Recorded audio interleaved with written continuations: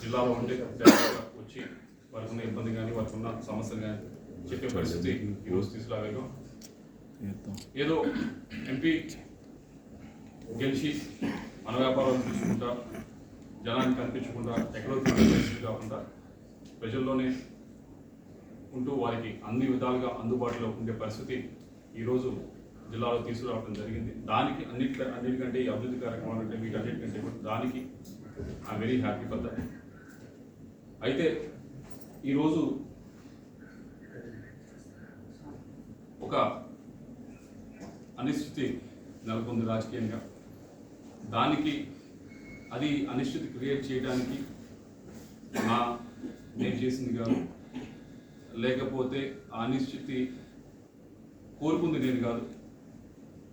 దాని వల్ల ఎక్కువగా ఏదైతే ఈ కన్ఫ్యూజన్ అంతా ఉందో దీనివల్ల అటు పార్టీకి ఉపయోగం లేదు, ఇటు నాకు ఉపయోగం లేదు. మరీ ముఖ్యంగా క్యాడర్ ఎవరైతే ఉన్నారో వారందరూ కూడా ఈ కన్ఫ్యూజన్ సిచ్యువేషన్లో గడిచిన 15 రోజుల నుంచి 20 రోజుల నుంచి ఏదైతే నడుస్తూ ఉందో దానివల్ల వారికి కూడా ఎటు వెళ్ళాలా, ఏం చేయాలా, ఏ డైరెక్షన్లో పోవాలనేది అర్థం కాని పరిస్థితిలో వాళ్ళందరూ కూడా ఉండడం జరుగుతూ ఉంది.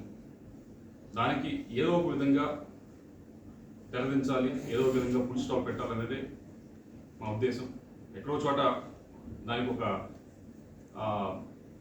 సొల్యూషన్ అనేది మనకు ఎత్తకాల్సిన అవసరం ఉంది.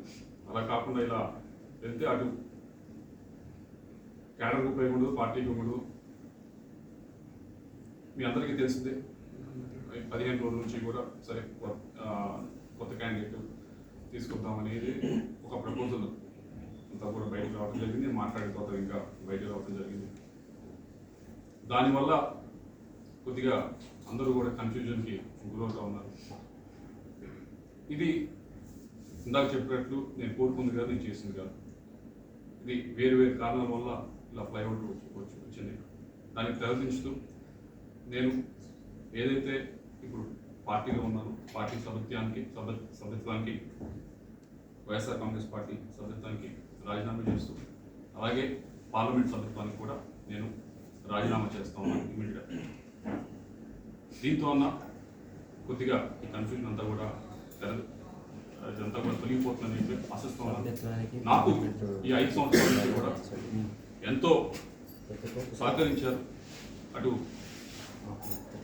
రాష్ట్ర ముఖ్యమంత్రి గారు నన్ను యంగ్గా ఉన్నారని నన్ను ఎంకరేజ్ చేసి ఎంపీగా నిల్చోబెట్టారు. దానికి అన్ని విధాలుగా కూడా నేను చేయగలిగాను. అభివృద్ధి కార్యక్రమాలు అన్నీ కూడా చేయగలిగాను. అలాగే పార్టీ పరిస్థితి కూడా పార్టీ పరువును కూడా అన్ని విధాలుగా కూడా పైన నిల్చోబెట్టగలిగాను. అలాగే కేవలం అదే కాకుండా ఎమ్మెల్యేలు కూడా పూర్తి స్థాయిలో ఈ 15-20 రోజులు చూశారు. మీ అందరూ కూడా ఏ విధంగా అయితే వాళ్ళు గట్టిగా కూడా ప్రయత్నించారు. వారందరికీ కూడా ధన్యవాదాలు తెలియజేసుకుంటూ మీ అందరి సెలవు తీసుకుంటాం. Thank you.